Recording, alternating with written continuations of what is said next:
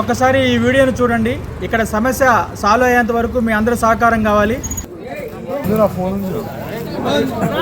ఒకసారి లైట్ అయిపోయి ఫేస్కి, ఒకసారి ఫేస్కి లైట్ వేయండి. ఫేస్కి అంబులెన్స్కి కాల్ చేశారా? సైడ్ తిప్పండి, అతను సైడ్ తిప్పండి బస్, సైడ్ తిప్పండి, సైడ్కి తిప్పండి. దెబ్బలు పూసారా? ఫోన్ చేశారా? పోలీసు వాళ్ళు కదా, అంబులెన్స్కి చేయండి. చాలా వేగంగా అంబులెన్స్ రావటం జరిగింది. ఇది ఎల్బీ నగర్లోని శక్తి నగర్ రోడ్ నెంబర్ 2 వద్ద రాత్రి అంటే మార్చి 1 నైట్ 11:30 గంటలకి ఈ సెంటర్లో 2 బైకులు ఢీకొట్టుకొని 3 వ్యక్తులు గాయపడటం జరిగింది.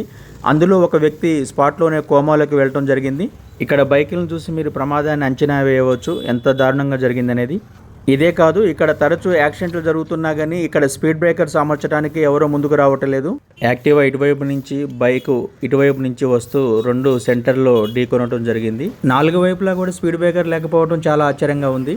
ఈ సర్కిల్ని ఇలా లాంగ్ షాట్లో ఉండి చూస్తే అర్థమవుతుంది ఇది ఎంత ప్రమాదకరమైన ప్రదేశంగా ఉందో.